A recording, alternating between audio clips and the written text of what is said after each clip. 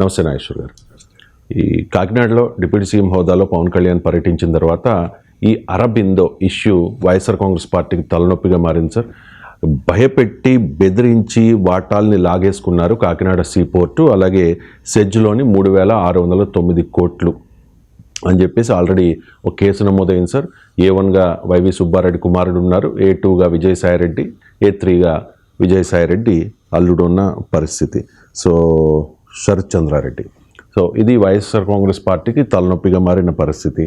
So YSR Congress party నాయకులు చెప్తూ ఉన్నారు ఇది డైవర్షన్ పాలిటిక్స్, కక్షపూరితం అని చెప్పేసి. సో ఏం చెప్తారు సార్? డైవర్షన్లు కన్వర్షన్లు పాలిటిక్స్లో ఉంటాయి. ఉన్నాయి అనుకుంటే పొరపాటు. డైవర్షన్లు ఉంటాయి, కన్వర్షన్లు ఉంటాయి, రివర్షన్లు ఉంటాయి, ఇన్వర్షన్లు ఉంటాయి, అన్ని వర్షన్లు ఉంటాయి. సమస్య అది కాదు. సమస్యలా ఈజ్ దిస్ ట్రూ? ఇప్పుడు ప్రతి రాజకీయ పార్టీ డైవర్షన్ చేస్తే చేయొచ్చు. డైవర్ట్ చేసినంత మాత్రాన మీరెందుకు డైవర్ట్ కావాలి? సమాజం ఎందుకు డైవర్ట్ అవుతుంది? అలా రాజకీయ పార్టీలు చాలాసార్లు ఎత్తుగా వేయవచ్చు. వేసాయా లేదా అన్న దాంట్లో కూడా వెళ్ళడం లేదు. ఒకవేళ కూటమి ఇలాంటి అంశాలు ముందుకు తెచ్చి తమ సూపర్ 6 అమలు గురించి రాజకీయంగా ప్రశ్నలు రాకుండా చేస్తుంది అన్నది వైసీపీ వాదన. అది నిజమైనా తప్పలేదంట నేను.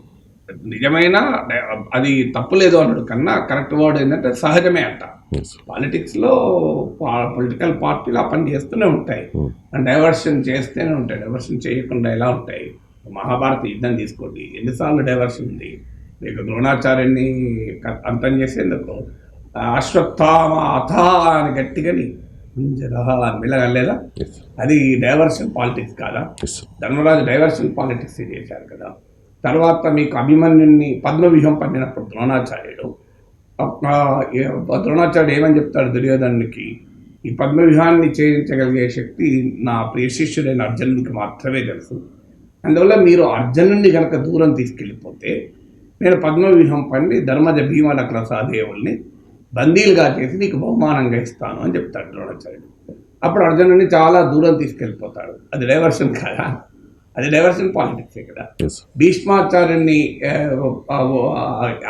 అంతం చేసేందుకు శిఖండిని ముందు పెట్టుకొని కాలుస్తారు అర్జునుడి.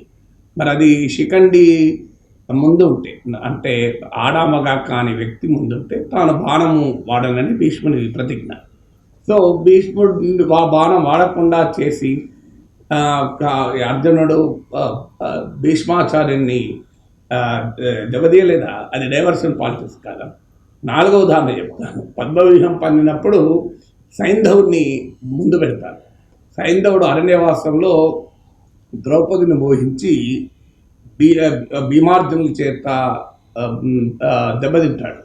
అయినా ధర్మరాజు బావ కదా, చెల్లెలి మాంగళ్యాన్ని దెబ్బతీయద్దని వదిలేస్తాడు, క్షమిస్తారు. క్షమించారన్న గౌరవం కూడా లేకుండా వాడు తపస్సు చేసి పాండవులు ఓడించగలిగే వరం కావాలి అంటాడు. అప్పుడు శివుని తపస్సు చేస్తాడు. అప్పుడు అర్జునుడిని తప్ప మిగతా అందరిని ఓడించగలవని వరమిస్తాడు. ఆ పద్మవ్యూహంలో అభిమన్యుడు లోపలికి వెళ్ళే సమయంలో వీళ్ళందరూ వచ్చి ధర్మజ భీమ నకుల సహదేవులు ఎంటర్ కావాలి. అభిమన్యుడు ఎంటర్ అవుతుంది. సైంధవుని అక్కడ పెడతారు, ఎందుకంటే వాళ్ళని ఆపడానికి. డైవర్షన్ కాదా?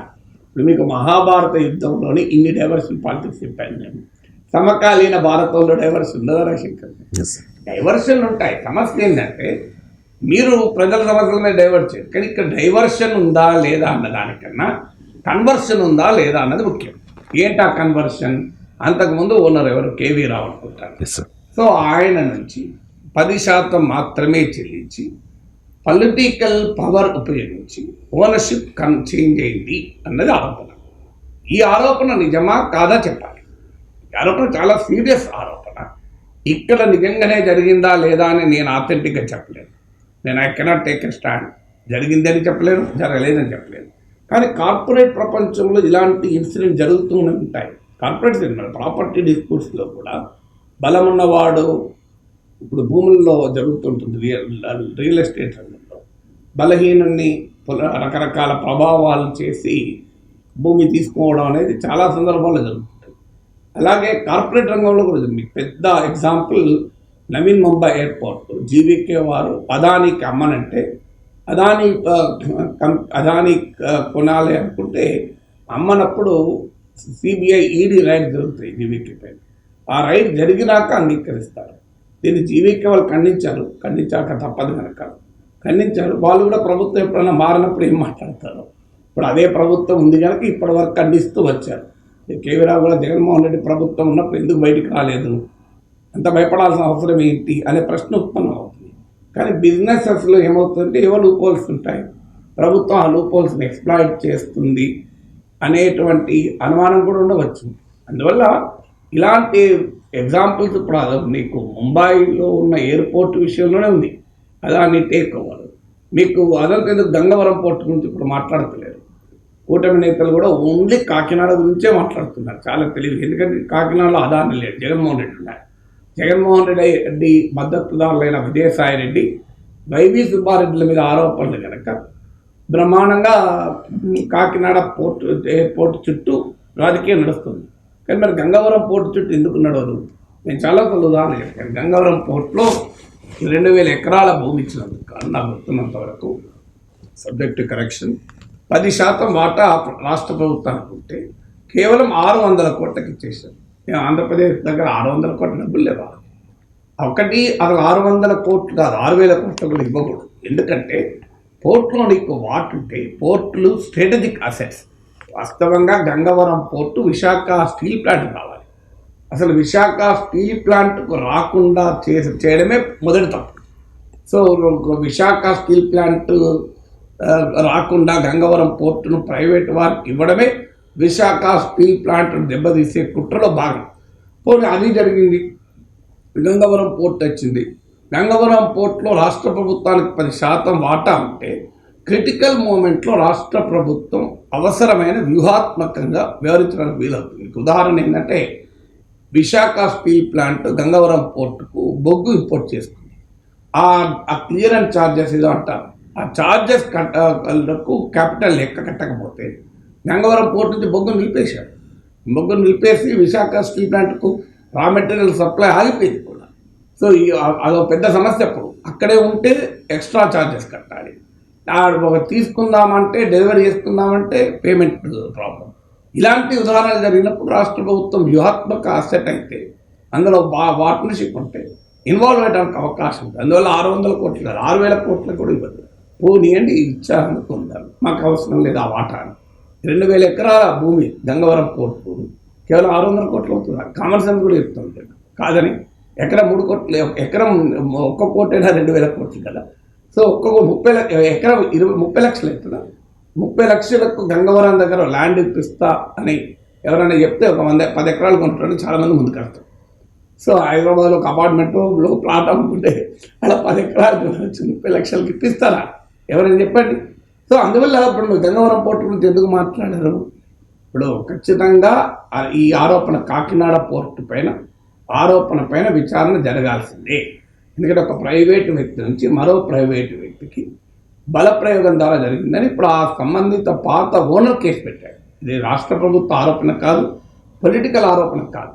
అందువల్ల దీనిపైన విచారణ జరిపించాల్సిందే. ఆయన ఇప్పుడు ఎందుకు పెట్టాడు? అప్పుడు అంత భయపడాల్సిన అవసరం ఏమొచ్చింది అంటే 10% రేటుకి అమ్మేశానని చెప్తున్నాడు. అంటే 100 రూపాయల విలువైన ప్రాపర్టీని 10 రూపాయలకి ఇచ్చాను అంటున్నాడు.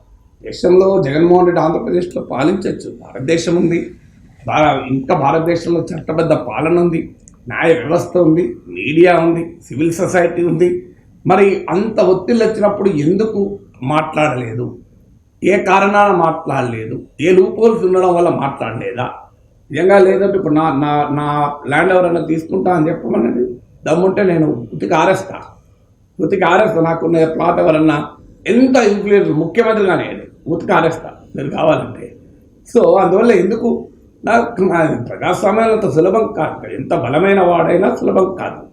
సో అందువల్ల మనకు మరి ఎందుకు జరిగింది ఇది అనేది ఒక క్వశ్చన్ అయితే, జరిగిందా లేదా అనేది మాత్రం విచారణ జరపాలి. అది కూడా మరి సెలెక్టివ్గా కాకినాడ పోర్టుకి ఎందుకు పరిమితం కావాలి అంటున్నారు. సో మరి గంగవరం పోర్టుకి ఎందుకు కాకూడదు?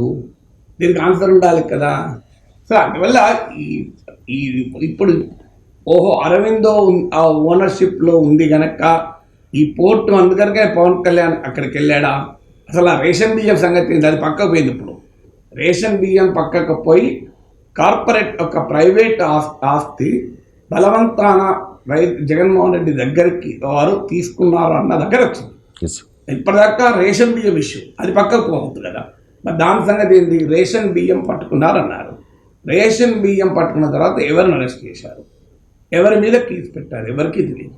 ఇప్పుడు ఆ రేషన్ బియ్యం పట్టుకున్న తర్వాత స్మగ్లింగ్ చేస్తున్నారు అన్నది కదా ఆరోపణ, అసలు ఆరోపణ అది అక్కడితో స్టార్ట్ అయింది కదా. ఆ స్మగ్లింగ్ పైన ఎవరిపైన కేసు పెట్టారు, ఎవరిపైన విచారణ జరుగుతుంది, ఇప్పటివరకు ఆన్సర్ లేదు. అది కాక ఇప్పుడు వైసీపీ వాళ్ళు ఇంకో ఆరోపణ కూడా చేశారు. ఆర్థిక మంత్రి కేశవ్ బియ్యంకుడికి సంబంధించిన బియ్యం కూడా ఎక్స్పోర్ట్ అవుతున్నాయి అక్కడి నుంచి. ఎక్స్పోర్ట్ కావడం నేరమేం కాదు, ఎక్స్పోర్ట్ వ్యాపారం చేయడం కూడా చట్టబద్ధమే. కానీ ఈ ఆరోపణ చేస్తూ వైసీపీ వారి వాదన ఏంటంటే కూటమికి సంబంధించిన వారి ఇన్ఫ్లుయెన్స్ ఉన్న చోట పట్టుకోవడం లేదు, మాదే పట్టుకుంటున్నారని. సో ఈ రకమైన ఆరోపణలు మరి నిజమే చట్టబద్ధమైన బియ్యం వ్యాపారం ఎగుమతి చేస్తే నేరం కాదు కదా. కానీ చట్ట విరుద్ధంగా కూటమికి సంబంధించిన వారు కూడా ఎవరైనా చేస్తే రేషన్ బియ్యం అక్రమ స్మగ్లింగ్ అయితే దానికి రంగు ఉండాల్సిన అవసరం లేదు, అది ఏదైనా అక్రమ. అందువల్ల దీన్ని పొలిటికల్ కోణంలో మాత్రమే కలగాబలగం చేస్తే రాజకీయ కక్ష అన్న వైసీపీ విమర్శకు బలం చేకూరుతుంది. అందువల్ల దీని నుంచి పొలిటికల్ కోణం తీసేసి ప్యూర్లీ ఇట్స్ ఏ క్రైమ్, ఒక ప్రైవేట్ కంపెనీని ఇంకో ప్రైవేట్ వ్యక్తి రాజకీయ ఇన్ఫ్లుయెన్స్ ఉపయోగించుకొని దాన్ని తన వైపు తన ఓనర్షిప్ తీసుకుంటే బలవంతంగా ఎందుకు జరిగింది, ఇచ్చినవాడు ఏ భయానికి లోపడ్డాడు, ఎందుకు భయపడ్డాడు, కారణం ఏంటి, ఎలా తీసుకున్నాడు అన్న దానిపైన సమగ్ర విచారణ జరగాలి. ఇది పొలిటికల్ అంశం కాదు, ఇది వెరీ సీరియస్ క్రిమినల్ కేస్. మరి ఇప్పుడు దానికి ఎలా ప్రోబ్ చేస్తారు, విచారణ ఎలా జరుపుతారో చూడాలి. దాంతోపాటు రేషన్ బియ్యం రాజకీయ రంగు లేకుండా ఎవరు స్మగ్లింగ్ చేసినా రేషన్ బియ్యాన్ని మొదలు దాని సంగతి పెంచాలి, అది పక్కకు పోవద్దు. అదే సందర్భంగా కాకినాడ నుంచి కాస్త పై అటు వైజాగ్ వైపు కూడా వస్తే, గంగవరం వైపు కూడా వస్తే అక్కడ కూడా మరి రాష్ట్ర ప్రభుత్వ ఆస్తి అదానికి ఇచ్చారు, దాని సంగతి కూడా మాట్లాడాలి. అదానిది అయిపోయింది, పక్కకు అదాని విద్యుత్ ఒప్పందాలు ఏమైనా ఎవరికి తెలియదు, అది ఎందుకు రద్దవుతున్నాయో అర్థం కాదు. సో ఇలా సెలెక్టివ్గా డైవర్షన్ జరగదు, జరిగితే అన్ని డైవర్షన్లు జరగాలి, ఒక్క డైవర్షన్ ఎందుకు, గంగవరం దగ్గర డైవర్షన్ ఎందుకు ఉండద్దు. సో అక్కడ అన్ని డైవర్షన్ కాదు, అన్ని కన్వర్షన్లు కాకినాడలో కేవీ రావు నుంచి వైవి సుబ్బారెడ్డి, విజయసాయిరెడ్డి కుటుంబాలకు కన్వర్షన్ పైన జరగాలి. అలాగే గంగవరంలో అదానీ రాష్ట్ర ప్రభుత్వం నుంచి అదానికి జరిగిన కన్వర్షన్ పైన కూడా విచారణ జరగాలి.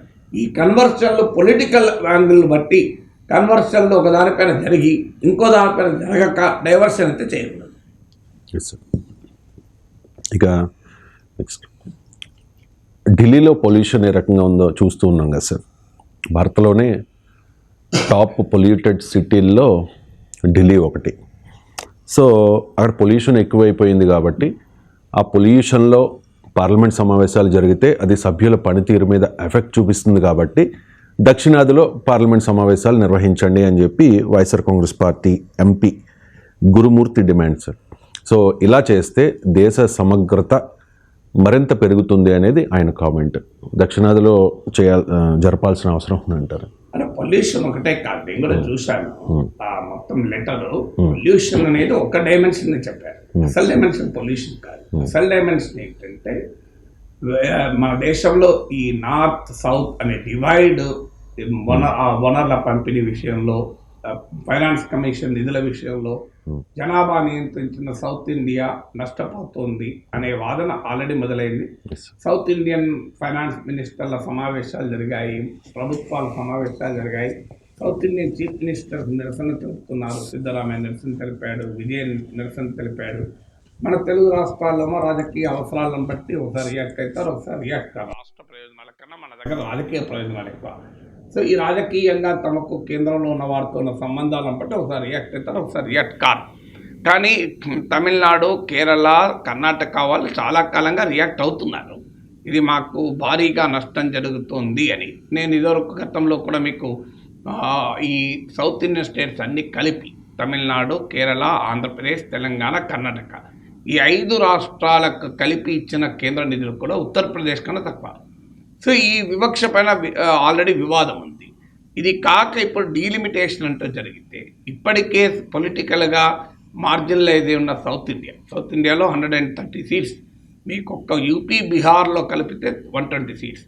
అందువల్ల రాజకీయ ప్రభావాన్ని ఇప్పటికే లేని ఆ దక్షిణ భారతదేశానికి డీలిమిటేషన్ జరిగితే మొత్తం పార్లమెంటు సీట్లలో సౌత్ ఇండియన్ స్టేట్స్ వాటా తగ్గిపోతుంది. ఈ కన్సర్న్స్ వ్యక్తమవుతున్న సమయంలో ఒక డిమాండ్ ఈ సౌత్ నార్త్ అనే డివైడ్ను బ్రిడ్జ్ చేయడానికి భారతదేశంలోని ఇతర ప్రాంతాల్లో కూడా పార్లమెంటు సమావేశాలు పెట్టాలి అనేది. సో ఆ లెటర్ చాలా డీటెయిల్ లెటర్ చూశాను నేను. అంబేద్కర్ హైదరాబాద్ను సెకండ్ క్యాపిటల్గా పెట్టాలి అని గతంలో చేసిన అంశము. So Ambedkar note on linguistic states అనే పుస్తకంలో రాసింది. గతంలో 1963లోనే మీకు ఈ అంశాన్ని వీర్ శాస్త్రి అనుకుంటు పూర్తి పేరు గుర్తులేదు, అతను పార్లమెంట్లో రైజ్ చేశారు 1963లో. సౌత్ ఇండియాలో పార్లమెంట్ సమావేశాలు పెట్టాలి అని. సో పార్లమెంట్ సమావేశాలు పెట్టడానికి అవసరమైన ఇన్ఫ్రాస్ట్రక్చర్ కూడా క్రియేట్ చేయాలి అని కూడా రాశారు, బిల్డింగ్లు కట్టాలి అవన్నీ అని.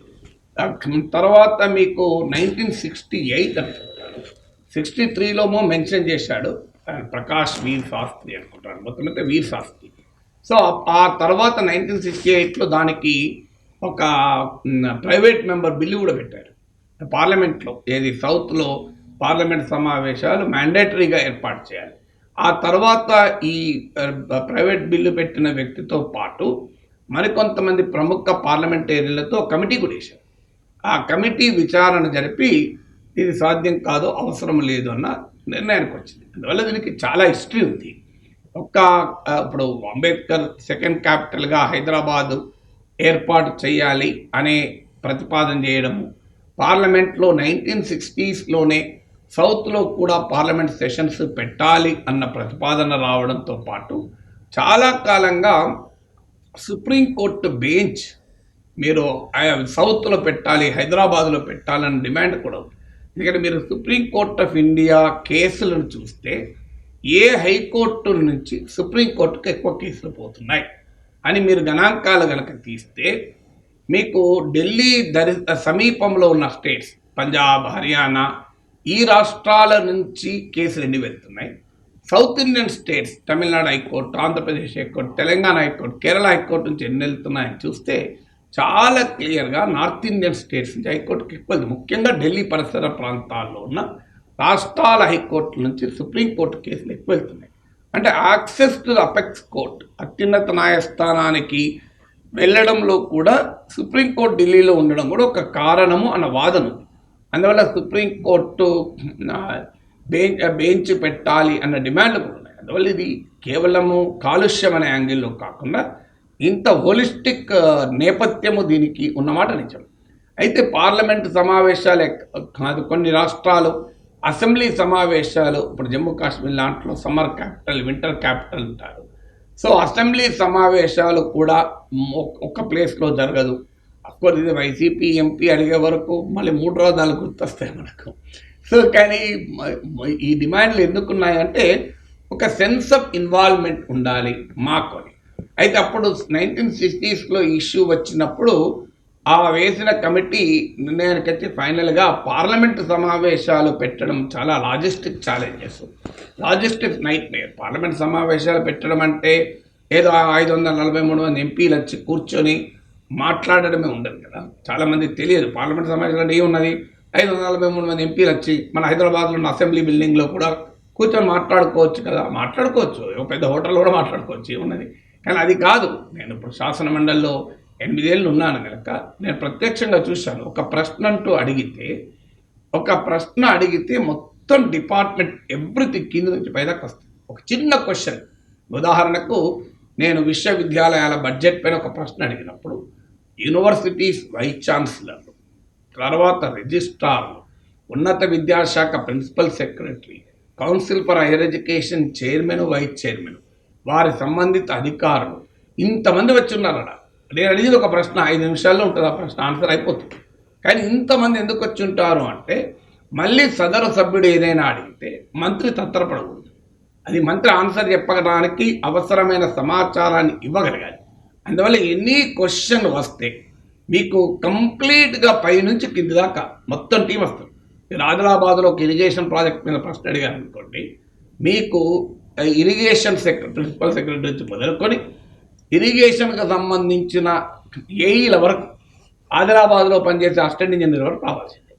ఇంత పెద్ద ఎత్తున వ్యవహారం ఉంటుంది. అందుకే ఒక ప్రతిపాదన ఏమొచ్చిందంటే క్వశ్చన్ అవర్ లేకుండా కేవలం గవర్నమెంట్ బిజినెస్ మాత్రం చెప్తే కొంత అధికారులు ఈ స్థాయిలో రావాల్సిన అవసరం ఉండదు, వారి సంబంధిత శాఖ చర్చకు వచ్చినప్పుడు వస్తారు. ఇలా రకరకాలు ఉంది. మేము ఇప్పుడు చూసేవాళ్ళం కౌన్సిల్లో ఒక క్వశ్చన్ ఎక్కడో మహబూబ్ నగర్లో ఒక ఇరిగేషన్ స్కీమ్ గురించి నేను క్వశ్చన్ అడిగాను. మొత్తం ఇరిగేషన్ శాఖ వాళ్ళు వచ్చారు. అనుకోకుండా ఆ రోజు వాయిదా పడింది. అడ్జర్న్మెంట్ మోషన్ ఇచ్చి సభ అల్లరైంది, వాయిదా పడింది. మళ్ళీ మొత్తం అధికారులు హైదరాబాద్ హోటళ్ళలో ఉండాలి లేదా పోయి రావాలి. సో మళ్ళీ నెక్స్ట్ డే వస్తుందా, మళ్ళీ గ్యారెంటీ ఉంటుంది. సో ఇంత వ్యవహారం ఉంటుంది. అందువల్ల లాజిస్టిక్ నైట్ మేర్ అవుతుంది. లాజిస్టిక్స్ రీత్యా సాధ్యం కాదని భావించి పార్లమెంట్ సమావేశాలు కాకుండా పార్లమెంటరీ కమిటీల సమావేశాలు జరగాలి అని ఒక ప్రతిపాదన చేశారు. పార్లమెంటరీ కమిటీలు జరుగుతుంటాయి నాకు తెలిసినంతవరకు. కానీ పార్లమెంట్ కమిటీలు పొలిటికల్గా అది మీడియా కవరేజ్లు అడావుడు ఉండదు కనుక మనకు ఎక్కువ మందికి తెలియదు. అందువల్ల అల్టిమేట్లీ ఇవన్నీ సింబాలిక్ జెస్చర్స్. వీటి వల్ల ఎంత ఉపయోగం? ఇప్పుడు హైదరాబాద్లో పార్లమెంట్ సమావేశాలు జరిగినంత మాత్రాన తెలంగాణకు నిధులు వస్తాయా? అమరావతిలో పార్లమెంట్ సమావేశాలు జరిగితే ఆంధ్రప్రదేశ్ కడప స్టీల్ ప్లాంట్ వచ్చేస్తుందా? నిన్న బాలశౌరి పార్లమెంట్లో రైజ్ చేశాడు. రాష్ట్ర విభజన చట్టం ప్రకారం కడపలో స్టీల్ ప్లాంట్ పెడతారా అన్నారు. అమరావతిలో పార్లమెంట్ సమావేశాలు జరిగినా బాలశౌరి ఈ క్వశ్చన్ అమరావతిలో అడిగినా ఆన్సర్ ఒకటే ఉంటుంది, ఢిల్లీలో అడిగినా అమరావతిలో అడిగినా. సో అమరావతిలో అడిగారు కనుక కేంద్ర ప్రభుత్వం కడప స్టీల్ ప్లాంట్ పెట్టి, కాకినాడలో పెట్రోలియం రిఫైనరీ పెట్టి, విశాఖ రైల్వే జోన్లో రైల్వే డివిజన్ ఆదాయం వచ్చే రైల్వే డివిజన్ లేకుండా జోన్ పెట్టకుండా వాటిని కలిపి పెట్టి విశాఖ విజయవాడ మెట్రోలకు ఉదారంగా సహాయం చేసి ఇవన్నీ చేస్తే సంతోషమే. అమరావతి రాజధాని నిర్మాణానికి 50,000 కోట్ల స్పెషల్ ప్యాకేజ్ ఇస్తే సంతోషమే. ఇస్తారా? అల్టిమేట్గా మనకు కావాల్సింది సబ్స్టెన్స్, నాట్ సింబాలిజం. సింబాలిజం అవసరమే కాదని నేను. సో ఒక తెలుగువాడిగా, ఒక సౌత్ ఇండియన్ సిటిజన్గా, వ్యక్తిగా నా సౌత్ ఇండియాకి జరిగే రాజకీయ ఆర్థిక అన్యాయం పైన ఎక్కువ గొంతెత్తాలి. ఈ సింబాలిక్ జెస్చర్స్ పైన రేపు ఏం ప్రభుత్వాలు ఏం చేస్తాయంటే వెంటనే చెన్నైలో ఒకసారి, హైదరాబాద్ ఒకసారి, ట్రివేండ్రంలో ఒకసారి సమావేశాలు పెట్టి చూడండి సౌత్ ఇండియాకు మేము ఎంత ప్రాధాన్యత ఇస్తున్నామని చెప్పి కహానీలు చెప్తారు.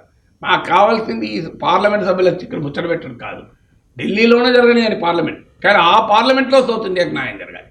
ఆ ఢిల్లీలో జరిగే పార్లమెంట్లో సౌత్ ఇండియాకు జరుగుతున్న ఎకనామిక్ ఇంజస్టిస్, ఆర్థిక వివక్ష, ఆర్థిక అన్యాయం, రాజకీయపరమైన ప్రాధాన్యత దానిపైన మనం మాట్లాడుకుంటే ఎక్కువ ఉపయోగం తప్ప సింబాలిక్ జెస్చర్స్ వల్ల పెద్ద ప్రయోజనం ఉంటుందని అనుకో. నెక్స్ట్, ఇక తెలంగాణలో కాంగ్రెస్ ప్రభుత్వం వచ్చిన దగ్గర నుంచి బీఆర్ఎస్ నాయకులు కేటీఆర్, హరీష్, ఇతర ముఖ్య నాయకులందరూ ఈ గవర్నమెంట్ ఎంతో కాలం ఉండదు, ఏదో మ్యాజిక్ జరగబోతోంది, ఈ గవర్నమెంట్ కూలిపోతుంది, కేసీఆరే ముఖ్యమంత్రి అవుతారేమో, ఈ టైప్ కామెంట్స్ చేశారు సార్. ఈ మధ్య చేయట్లేదు. మళ్ళీ బీఆర్ఎస్ ఎమ్మెల్యే కేపీ వివేకానంద నేను మళ్ళీ కామెంట్ చేశారు సార్. పెద్ద బాస్ అంటే కేసీఆర్తో కాంగ్రెస్ నేతలు టచ్లో ఉన్నారు. రాష్ట్రంలో ఎప్పుడు ఏమవుతుందో చెప్పలేము, కాంగ్రెస్ ప్రభుత్వం ఎప్పుడు కూలిపోయేది కూడా చెప్పలేము. హర్యానాలో అలాగే మహారాష్ట్రలో కాంగ్రెస్ చతికిలబడింది, కర్ణాటకలో కూడా ఏమవుతుందో తెలియదు అంటూ కామెంట్ చేశారు. ఒకసారి వివేకానంద బయట. ఇప్పుడు ఖచ్చితంగా ఫ్యాక్ట్, కాంగ్రెస్ పార్టీకి చెందినటువంటి నాయకులు, అనేక నాయకులు మా పెద్ద సార్తో డైరెక్ట్ టచ్లో ఉన్నారు. వారు ఎప్పుడు ఏమవుతుందో తెలియదు, ఎప్పుడు ఏం కాబోతుందో తెలియదు. కాంగ్రెస్ పార్టీ పరిస్థితి ఏ రకంగా ఉందంటే ఎప్పుడైనా కుప్పగొలే పరిస్థితి కూడా ఉన్నది. కాబట్టి ఈరోజు దేశంలో కూడా మొత్తం కూడా వాళ్ళకి అనుకున్న స్థాయి కంటే మహారాష్ట్రలో పోయింది, హర్యానాలో పోయింది, రేపు కర్ణాటకలో ప్రభుత్వం ఎప్పుడు పడిపోతుంది అని చెప్పి వెయిట్ చేస్తారు. దాని తర్వాత తెలంగాణలో అంటున్నారు. రకరకాల ఊహాగాలు ఉన్నాయి, రాబో రోజుల్లో మనం చూస్తాం. ఖచ్చితంగా ఫ్యాక్ట్, కాంగ్రెస్ దేశంలో కాంగ్రెస్ పరిస్థితి బాగాలేదు లోక్సభ ఎన్నికల తర్వాత అనేది వాస్తవమే. దేశంలో కాంగ్రెస్ పరిస్థితి బాగాలేకపోతే తెలంగాణలో కూడా ఐ మీన్ కాంగ్రెస్ నేతలు పునరాలోచించుకునే అవకాశం ఉంది. మొదటి పాయింట్, దేశంలో బాగాలేనప్పుడే తెలంగాణ కాంగ్రెస్ అధికారులు వచ్చింది, బాగున్నప్పుడు రాలే. Yes. మీరు డిసెంబర్ 2023లో తెలంగాణలో అధికారంలోకి వచ్చినప్పుడు దేశంలో కాంగ్రెస్ చాలా బాగుందా? నాకు చెప్పండి. రాజస్థాన్, మధ్యప్రదేశ్, ఛత్తీస్గఢ్ ఓడిపోలే. Yes, sir. ఓడిపోయింది. నాకు గుర్తున్నంత వరకు ముందే ఓడిపోయినాడు. డిసెంబర్లో మన దగ్గర జరిగితే వాళ్ళు అక్టోబర్లో జరిగినట్టున్నాయి. Yes, sir. ఆ 3 రాష్ట్రాల్లో ఓడిపోయారు కదా. మరి అది బాగున్నట్ట దేశంలో కాంగ్రెస్? Yes. దేశంలో కాంగ్రెస్ బాగలేనప్పుడే తెలంగాణలో కాంగ్రెస్ గెలిచింది. Number 1 point. తెలంగాణలో కాంగ్రెస్ గెలిచాక దేశంలో కాస్త బాగుపడింది. తర్వాత మళ్ళీ హర్యానా, మహారాష్ట్రలో ఓడిపోవచ్చు ఒకటి. ఇక 2 రాజకీయాలు ఏం జరుగుతుంది అన్న మిత్రుడు వివేకానంద తత్వము, ఎక్కడ ఏ పార్టీలో ఏం జరుగుతుందో ఎవరు చెప్పగలుగుతారు? సో కాంగ్రెస్లో ఏమవుతుందో, బీఆర్ఎస్లో ఏమవుతుందో మనిషి శాశ్వతం కాదు. మనం బయటికి వెళ్ళాక ఏమి జరుగుతుందో, ఎప్పుడు ఏమవుతుందో ఎవరు చెప్పగలం? ఈ క్షణం ఆరోగ్యంగా ఉన్న మానవుడు మరో క్షణంలో ఏమి జరుగుతుందో ఏమి చెప్పగలం అన్న తాత్విక చింతనలో ఉండాలి. ఇదంతా మొత్తం మాయా ప్రపంచంలో మనం ఉన్నాం. ఈ మాయలో ఎప్పుడు ఏం జరుగుతుందో తెలియదు. రాజకీయాలు ఒక పెద్ద మాయ. అందువల్ల ఎక్కడ ఏమవుతుంది, కాంగ్రెస్ పార్టీలో ఏం జరుగుతుంది, బీఆర్ఎస్లో ఏం జరుగుతుంది అనేది ఎవరూ చెప్పలేరు. తర్వాత కాంగ్రెస్లో ఏదో జరిగితే అది బీఆర్ఎస్కే లాభం కావాలని కూడా ఏమీ లేదు. ఇక్కడ దేశాన్ని పాలించే బీజేపీ ఉన్నది. చెట్కుల పడిన బీఆర్ఎస్కే లాభం జరగాలని ఏముంది? సో అందువల్ల పాలిటిక్స్లో ఎనీథింగ్ కెన్ హ్యాపెన్ అనేది నిజం. Politics like cricket. కానీ anything can happen will not just apply to Congress. It applies to BRS, it applies to BJP, it applies to every party. తక్కువ రిలేటివ్లీ బీజేపీకి తక్కువ. ఎందుకంటే బీజేపీ కొంత ఆర్గనైజేషను, ఐడియాలజీ బేస్ పార్టీ. ఆ పార్టీ దేశంలో అధికారంలో ఉంది. తెలంగాణలో అధికారంలోకి వస్తామని ఆశపడుతోంది కనుక కంపారిటివ్లీ బీజేపీలో తక్కువ. కానీ బీజేపీలో కూడా జరగదని చెప్పలేము. మనకు గుర్తుండే ఉంటుంది, మీకు ఎన్నికలకు ముందు ఎవరు ఊహించారు? రాజగోపాల్ రెడ్డి కాంగ్రెస్ నుంచి బీజేపీలోకి వెళ్తే మునుగోడు ఉప ఎన్నిక వచ్చి దేశంలోనే కాస్ట్లీయెస్ట్ బై ఎలక్షన్ అది. తర్వాత ఏం జరిగింది? మళ్ళీ కొద్ది నెలలకే రాజగోపాల్ రెడ్డి మళ్ళీ బీజేపీ కాంగ్రెస్కి వచ్చారు. ఒక రాజగోపాల్ రెడ్డి వచ్చాడా, వివేక్ వెంకటస్వామి వచ్చారు, వరుస పెట్టి ఎన్ఎం శ్రీనివాసరెడ్డి వచ్చాడు బీజేపీ నుంచి. సో బీజేపీ నుంచి ఎంతమంది వచ్చారు వరుసగా మీరు చూడండి, లైన్ కట్టారు. ఇంకా కొంతమంది వస్తారనుకున్న ఈ లోపల బ్రేక్ పడింది. అందువల్ల రాజకీయాల్లో anything can happen to any party, not just the Congress. బీఆర్ఎస్కి కూడా జరగదనేది కూడా ఎవరు ఏమీ చెప్పలేము. అయితే కాంగ్రెస్ ఎమ్మెల్యేలు బీఆర్ఎస్తో టచ్లో ఉన్నారా? ఇప్పటి వరకైతే ఎంపరికల్ బేస్ ఉన్నది. 37 మంది 39 కదా గెలిచింది. 39 మంది బీఆర్ఎస్ ఎమ్మెల్యేలు గెలిచారు. తర్వాత కంటోన్మెంట్ ఉప ఎన్నికలో పోయింది, 38 అయింది. ఈ 38లో 10 మంది వెళ్ళిపోయారు, 28 అయింది. ఇప్పుడు ఈ 28 మంది ఎంతమంది వెళ్తారో ఎంతమంది ఊడతారో తెలియని ఒక ఆగమ్య గోచరమైన పరిస్థితి నుంచి ఒక్కసారిగా కొంత స్టెబిలైజ్ అయిన మాట నిజం. బీఆర్ఎస్ నుంచి ఈ మధ్య కాలంలో కండువాలు కప్పుకునేవారు తగ్గిపోయారు. ఇది ఎంతకాలం ఈ బ్రేకా లేకుంటే పులిస్టాపా కామానా తెలియదు. సో ఈ లోపల కాంగ్రెస్ ఎమ్మెల్యేలే బీఆర్ఎస్తో టచ్లో ఉన్నారా? కాంగ్రెస్లో ఏదైనా జరిగితే బీఆర్ఎస్ వాళ్ళు కాంగ్రెస్తో టచ్లో ఉంటారా? రాజకీయాల్లో అయితే ఎవరు టచ్ మీ నాట్ అయితే కాదు. సో టచ్ మీ నాట్ అని ప్లాంట్ ఉంటుంది, చిన్నప్పుడు మా బాట్ని సార్ చూపెట్టాడు, ఇలా ముడుచుకుపోతుంది అది. సో అందువల్ల పాలిటిక్స్లో nothing is touch me not. ఎవరితో టచ్లో ఉన్నారో ఎవరము చెప్పలేము. ఈ టచింగ్ పాలిటిక్స్ జరుగుతూనే ఉంటాయి. మనం కొత్తగా వింటున్నామా ఈ టచ్లో ఉన్నారని? బెంగాల్కి వెళ్ళి మోడీ నాతో ఎమ్మెల్యేలు టచ్లో ఉన్నారన్నప్పటి నుంచి మొదలుకొని రాజ్భవన్కి వెళ్ళి జగన్మోహన్ రెడ్డి ప్రతిపక్ష నేతగా టీడీపీ ఎమ్మెల్యేలు నాతో టచ్లో ఉన్నారన్న తర్వాత ఆయన పార్టీ నుంచి 23 మంది ఎమ్మెల్యేలు వెళ్ళి టీడీపీలో టచ్చే కాదు కంప్లీట్ స్విచ్ అయిపోయారు. సో ఈ టచ్ స్విచ్ ఈ పాలిటిక్స్ నడుస్తూ ఉంటాయి. మొదలు టచ్లో ఉంటారు, తర్వాత స్విచ్ అవుతారు, తర్వాత ఈ టచ్ స్విచ్ పాలిటిక్స్ అనేది రాజకీయాల్లో జరుగుతూ ఉంటాయి. అందువల్ల ఎవరితో టచ్లో ఉన్నారు? అసలు కేసీఆర్ టీఆర్ఎస్ వాళ్ళకే అందుబాటులో ఉండడం విమర్శగా ఉంది. ఆయన అసలు టీఆర్ఎస్ నేతలకే టచ్లోకి రాడు అని. మరి టీఆర్ఎస్ నేతలకు టీఆర్ఎస్ ఎమ్మెల్యేలకు టచ్లో రాని కేసీఆర్ నేరుగా కాంగ్రెస్ ఎమ్మెల్యేలకు ఎట్లా టచ్లోకి వెళ్ళారు? సో అంటే కేసీఆర్ అనేది రాజకీయ తన పార్టీ ఎమ్మెల్యేలకు టచ్లోకి రారు, కానీ ఇతర పార్టీల ఎమ్మెల్యేలకు మాత్రం చాలా సులభంగా దొరుకుతారా? ఇవన్నీ అనేక ప్రశ్నలు ఉంటాయి. అన్ని పార్టీలలో వెళ్ళి బీజేపీతో టచ్లో ఉంటున్నారని దేశంలో జరుగుతున్న పరిణామం. ఏ పార్టీలో ఉన్నా అల్టిమేట్గా టచ్లో ఉండేది బీజేపీతోనే. ఎందుకంటే ఈ 10 ఏళ్లలో చూస్తే దేశంలో అత్యధికంగా ఫిరాయించిన ఎమ్మెల్యేలు ఎక్కడ తేలారంటే బీజేపీలో తేలారు. మీరు గణాంకాలతో సహా చెప్పగలను నేను. సో అందువల్ల నదులు ఎక్కడ పుట్టినా అల్టిమేట్గా సముద్రంలో కలుస్తాయన్నట్లు ఈ గత 10 ఏళ్ల రాజకీయాల్లో ఎవరు ఎక్కడ టచ్లో ఉన్నా, ఎవరు ఎటు స్విచ్ అయినా అల్టిమేట్గా చేరేది బీజేపీలోకి మెజారిటీ వెళ్ళిపోతున్నారు. సో ఈ టచ్ స్విచ్ పాలిటిక్స్లో హయ్యెస్ట్గా బెనిఫిట్ అవుతున్నది భారతీయ జనతా పార్టీ. అది అందువల్ల ఎవరు ఎక్కడ ఏ టచ్ స్విచ్ పాలిటిక్స్ ఎటువైపు వెళ్తాయో ఎవరని చెప్పగలం. నాకు డౌట్ సార్, ఇక్కడ 10 మంది బీఆర్ఎస్ ఎమ్మెల్యేలు కాంగ్రెస్ పార్టీలో జాయిన్ అయిపోయారు. 26 మంది అయితే బీఆర్ఎస్ శాసనసభాపక్షం సిఎల్పిలో విలీనం అయ్యే అవకాశం ఉంది. దీనికి సంబంధించి చాలామంది నాయకులు అసెంబ్లీ సమావేశాల లోపే మేము 26 మంది వచ్చేస్తున్నారు, మిగిలిన 16 మంది అని చెప్పి చాలామంది చెప్పారు. ఏదో ఒక అద్భుతం జరగబోతోంది, ఆటం బాంబు పేలబోతోందని కూడా చెప్పారు. బట్ అలా జరగల. పార్లమెంట్ ఎన్నికల్లో కూడా లోక్సభ ఎన్నికల్లో కూడా బీఆర్ఎస్ పార్టీ చాలా ఒక్క సీటు కూడా గెలవని పరిస్థితి. ఇక్కడ కేసీఆర్ వేసిన మంత్రం ఏంటి సార్? ఆ తర్వాత ఆగిపోయాయి చేరికలు. అంతకుముందు వరుసగా రోజు ఒక ఎపిసోడ్ లాగా ప్రతిరోజు ఈ ఎమ్మెల్యే చేరారు, ఆ ఎమ్మెల్యే చేరారు, ఇంక వెళ్ళిపోతూ ఉన్నారు అనే ఊపు నుంచి సడన్గా ఫుల్ స్టాప్ పడింది. Full stop comma what ever. ఏంటి కేసీఆర్ మ్యాజిక్ చేసిన మ్యాజిక్? నిజమే. అది మీరు ఆ రోజుల్లో మనం 11:30కు రాజీవ్ గాంధీ అంతర్జాతీయ విమానాశ్రయంలో రేవంత్ తిరిగాడు, లేదా ప్రత్యేక విమానంలో బేగంపేటలో దిగారు. ఈలోగా బీఆర్ఎస్ ఎమ్మెల్యేలు కండువాలో పట్టుకొని వెళ్ళి రెడీగా ఉన్నారు ఆయన ఇంటి దగ్గర. రాత్రి 12 గంటలకు కండువాలు మార్చిన సందర్భాలు కూడా ఉన్నాయి. సో రాత్రి 12:30కి కూడా మన దగ్గర సాఫ్ట్వేర్ ఉద్యోగులు 12 గంటలకు దోశ ఇడ్లీ తింటారు. హైటెక్ సిటీ దగ్గర బండ్లు ఉంటాయి రాత్రంతా. సో అలా మనకు ఈ చర్చ అంతా జరిగిన మాట నిజమే. సో ఎవరు ఎప్పుడు వెళ్తున్నారు, సో ఎవరు ఎక్కడ తేలుతారు. ఇవాళ కేసీఆర్ మీటింగ్ పెడితే కొంతమంది ఎమ్మెల్యేలు డుమ్మా కొడుతుంటారు. బీఆర్ఎస్ లెజిస్లేచర్ పార్టీ పెడితే ఆ డుమ్మా కొట్టిన ఎమ్మెల్యేలు ఎటువైపు చూస్తున్నారు అని వార్తలు వస్తూ ఉంటాయి.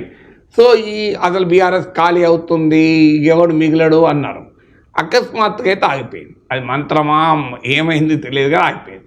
ఆగిపోవడానికి ఒక రాజకీయ విశ్లేషకుడిగా పరిశీలిస్తే there can be different possibilities. ఒకటి మెయిన్ పాసిబిలిటీ ఏంటంటే ఈ యాంటీ డిఫెక్షన్ లా వర్తిస్తుంది అని.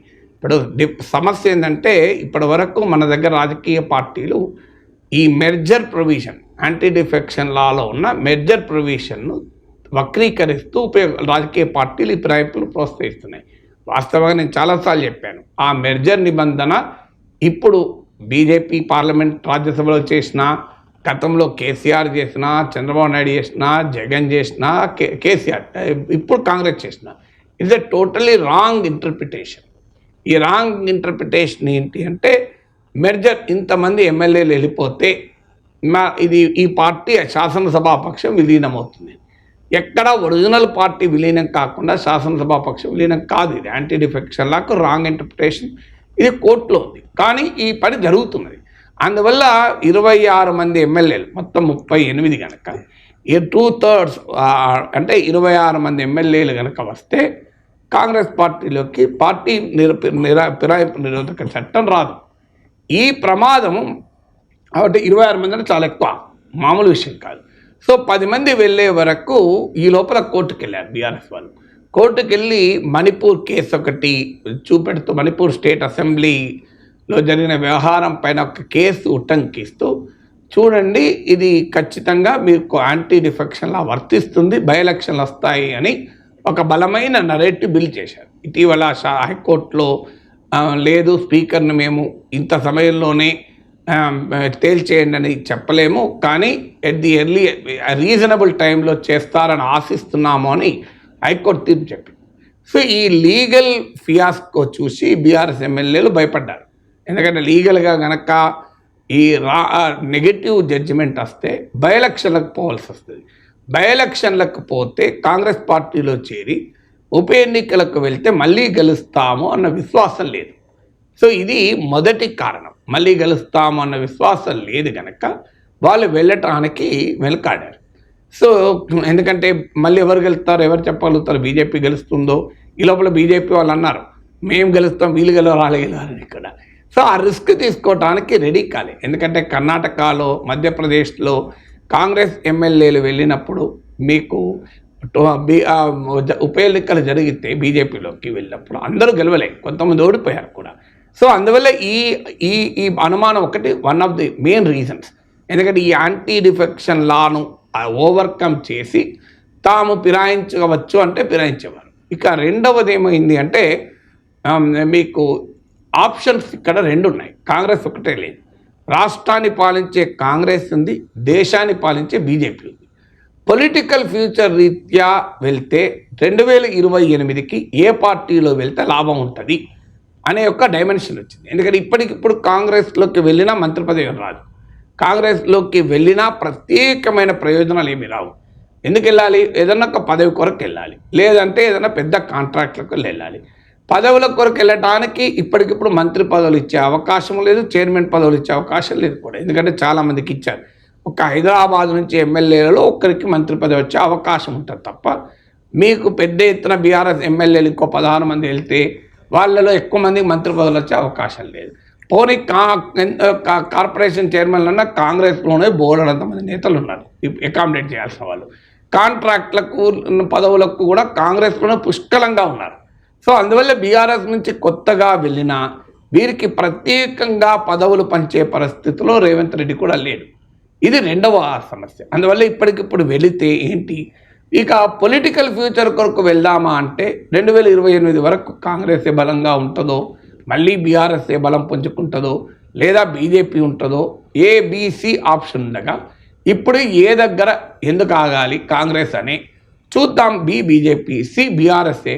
సో ఈ ఆప్షన్స్ ఎక్సర్సైజ్ చేసుకునే సమయం ఉంది కదా అనేది రెండో ఫ్యాక్టర్. ఇక మూడో ఫ్యాక్టర్ ఏంటి అంటే ఇప్పటికిప్పుడు పార్టీ మారడం వల్ల జరగబోయేటువంటి పరిణామ క్రమం ఏంటి.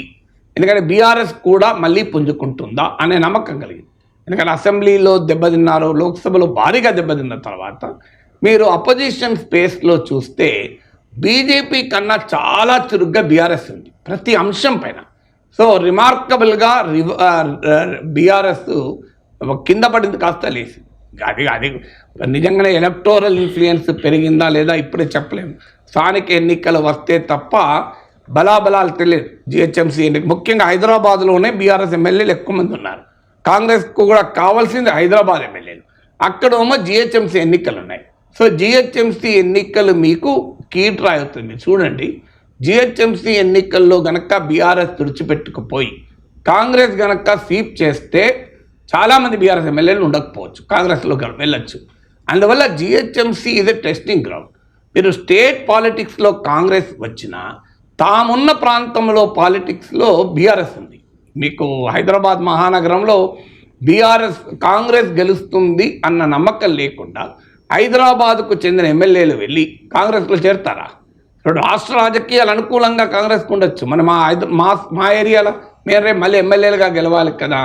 సో ఆ గ్యారంటీ లేనప్పుడు వెళ్ళరు. అందుకే స్థానిక ఎన్నికలు ముఖ్యంగా జిహెచ్ఎంసీ ఎన్నికలు తేలేంత వరకు గ్రౌండ్ సిచ్యువేషన్ ఎలా ఉంది అనేది కంక్లూజన్కు రాలేకపోతున్నారు. గ్రౌండ్ సిచ్యువేషన్ బీఆర్ఎస్కు వ్యతిరేకంగా ఏ స్థాయిలో ఉంది, మళ్ళీ ఏమన్నా రివైవ్ అవుతుందా, ఈ గ్రౌండ్ సిచ్యువేషన్ టెస్ట్ చేయాలంటే సమ్ బేసిస్ ఉండాలి. అందుకొరకు కూడా ఆగారు. నాలుగవది ఏంటంటే ఇంకా ముఖ్యమైన అంశం, ఒకవేళ ఇప్పుడు పార్టీ మారారు 2028లో సీట్ ఇవ్వాలి కదా మళ్ళీ. ఇవాళ బీజేపీలో కూడా ఎందుకు ఆగారు చాలామందికి కూడా ఈ ప్రశ్న వస్తుంది. బీజేపీలో చేరే వాళ్ళైనా కాంగ్రెస్లో చేరే వాళ్ళైనా ఒక ఇబ్బంది ఎదుర్కొంటున్నారు. ఎందుకు? ఇప్పుడు బీఆర్ఎస్లో చేరే కాంగ్రెస్ ఎమ్మెల్యేలు ఉన్నారు, వాళ్ళు కేసీఆర్ని కలుస్తారు. కేసీఆర్ బిడ్డ నీకు ఎందుకు, నీకు టికెట్ ఇస్తా అని చెప్పేస్తాడు. కేసీఆర్ నుంచి హామీ వచ్చాక ఇక డౌట్ లేదు కదా.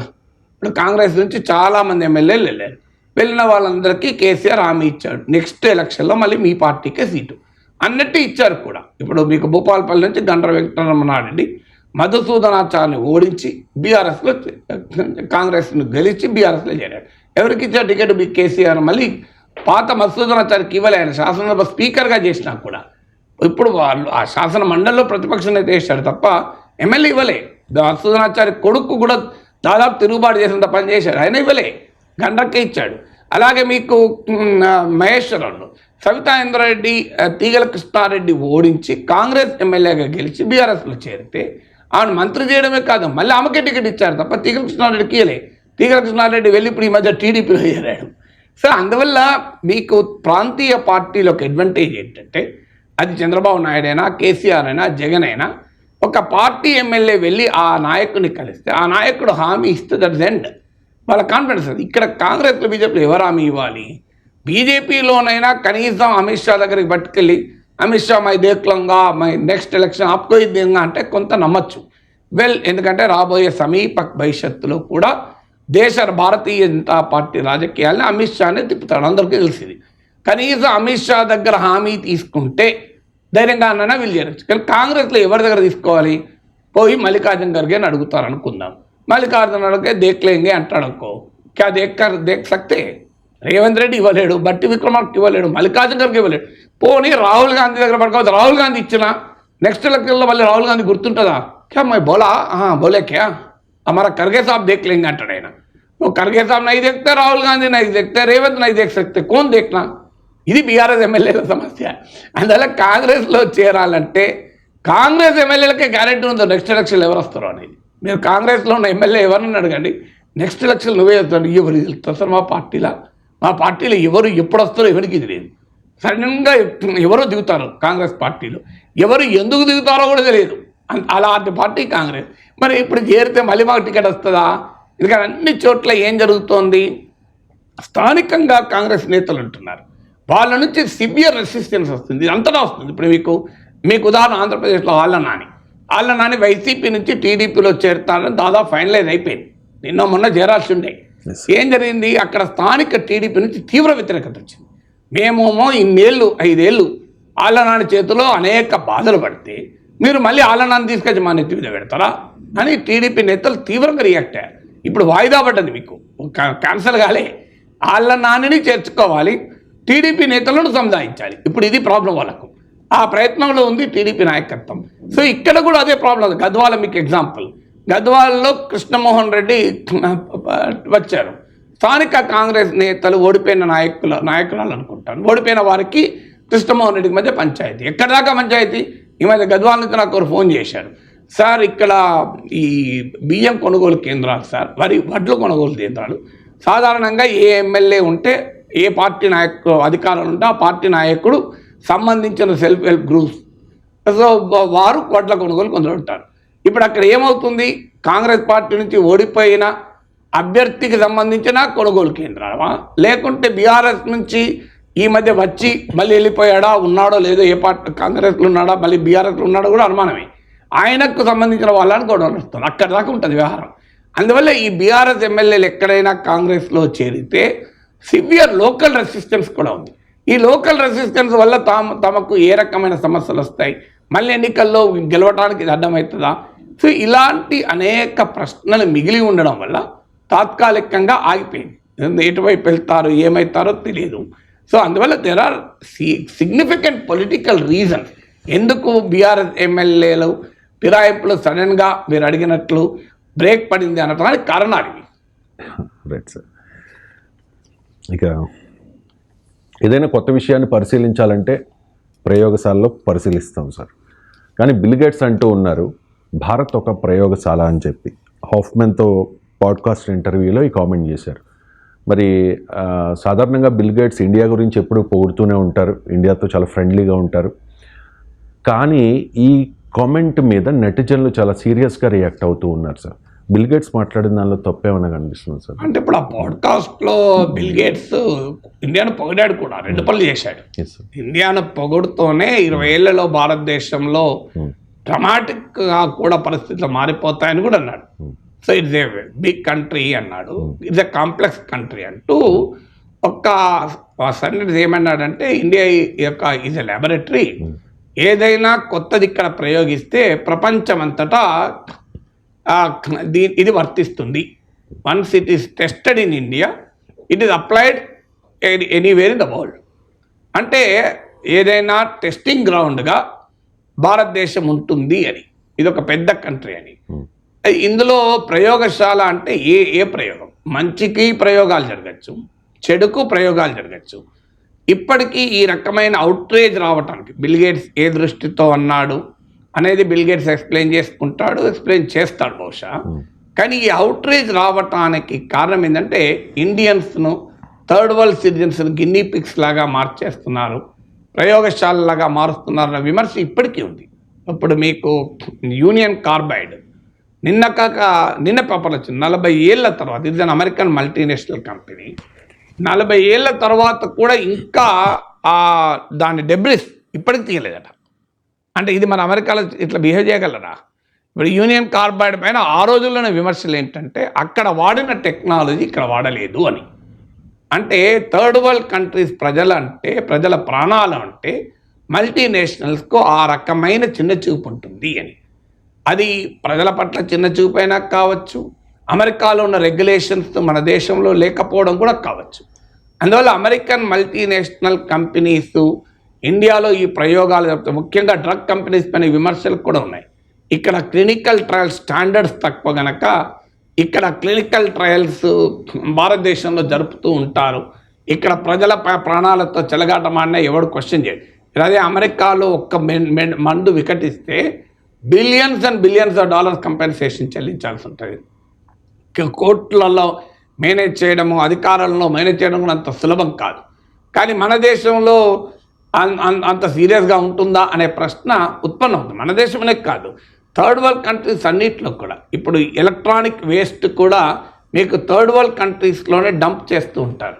ఈ గతంలో వార్తలు వచ్చాయి, నెదర్లాండ్స్ నుంచి ఆవు పేడ, నెదర్లాండ్స్ డైరీలో పెద్ద కంట్రీ. సో అక్కడ ఆ ఆవులకు కెమికల్ డైట్ ఫీడ్ చేస్తారు. ఆ కౌడంగ్ అంటారు. ఆ కౌడంగ్ను అందులోకి వెళ్ళి యూస్ఫుల్ గ్యాస్ తీసేది పనికి మాలింది మనకు ఎక్స్పోర్ట్ చేస్తూ ఉంటారు. దాన్ని ఎన్విరో డంగ్ అని పేరు పెట్టి గుజరాత్లోని కాండ్లా పోర్ట్లో పెద్ద ఎత్తున మనం దిగుమతి కూడా చేస్తుంటామన్న విమర్శలు కూడా వచ్చాయి. అందువల్ల ఇలా చాలా విమర్శలు మీకు అమెరికన్ కంపెనీస్ పైన, వెస్ట్రన్ కంపెనీస్ పైన ఇండియాను ఒక టెస్టింగ్ గ్రౌండ్గా వాడతారు. ఇక్కడ కరప్షన్ ఉంది, ఇక్కడ మనకు నిబంధనలు అంత సీరియస్గా పట్టించుకోరు గనక తాము ప్రయోగాలన్నీ ఇక్కడ జరుపుతారు అన్న విమర్శలు ఇప్పటికీ చాలా బలంగా ఉన్నాయి. ఇండియా విషయంలోనే కాదు, వెస్ట్రన్ బిగ్ క్యాపిటలిస్ట్ కంట్రీస్కు థర్డ్ వరల్డ్ కంట్రీస్ అంటే చిన్న చూపండి. ఇప్పుడు ఉదాహరణకు షిప్ మేకింగ్ కన్నా షిప్ బ్రేకింగ్ చాలా పొల్యూటింగ్తో సంబంధించింది. సో షిప్ మేకింగ్ యూనిట్లోమో మీకు అక్కడ పెట్టిన షిప్ బ్రేకింగ్ యూనిట్లు ఎక్కడ వెస్ట్లో ఉండవు. షిప్ బ్రేకింగ్ యూనిట్లన్నీ థర్డ్ వరల్డ్లో పెడతారు అని మన గుజరాత్లో కూడా ఉంది ఒక షిప్ బ్రేకింగ్ యూనిట్. సో ఇలా కాలుష్యకారకమైన పరిశ్రమలన్నీ, కాలుష్యకారక కార్యక్రమాలు భారతదేశం లాంటి థర్డ్ వరల్డ్ కంట్రీస్ పంపిస్తారు అన్న విమర్శ ఉంది. ఆ విమర్శ నేపథ్యంలో బిల్ గేట్స్ వ్యాఖ్యలు, ఇది ఇండియా ప్రయోగశాల అనే మాట నెగటివ్ కనెటోషన్ వచ్చింది. నెగటివ్ కనెటోషన్తో ఆయన అన్నాడా అనలేదా అని ఆయన వివరణ ఇవ్వాలి. బట్ డెఫినెట్గా ఇట్స్ ల్యాబొరేటరీ, ఇక్కడ ప్రయోగిస్తే ఎక్కడ జరుగుతుందనేది ఇండియాను తగ్గించడం. ఇదేమి మనమేనా ప్రయోగశాలనా? భారతదేశం ఇది ల్యాండ్ ఆఫ్ ఇన్నోవేషన్. ఇవాళ కాదు, అసలు పశ్చిమ దేశాలు అసలు నాగరికత కూడా పుట్టకముందు భారతదేశంలో 0 పుట్టింది, డెసిమల్ సిస్టమ్ పుట్టింది. ఇండియా ఇది ల్యాండ్ ఆఫ్ ఇన్నోవేషన్. కానీ ఇక్కడ ప్రయోగాలు జరుపుకోని మీరు దేశంలో ప్రపంచంలో అమ్మకాలు జరుపుకోవటానిక అనేది సహజంగానే ఆ సెంటిమెంట్ రౌజ్ అయింది. బట్ స్టిల్ మనకు బిల్ గేట్స్ ఏమన్నాడు అన్నదానికన్నా కూడా ముఖ్యమైనది ఏంటంటే భారతదేశం ప్రయోగశాలగా పెద్ద పెద్ద కంపెనీలకు, అంతర్జాతీయ ఫౌండేషన్లకు ఉండడాన్ని అంగీకరించకూడదు, ఖచ్చితంగా దాన్ని వ్యతిరేకించాలి. భారతదేశాన్ని ప్రయోగశాలగా ఎవరు ఉపయోగించుకున్నా దాన్ని మనం ఖచ్చితంగా వ్యతిరేకించాలి. Right sir.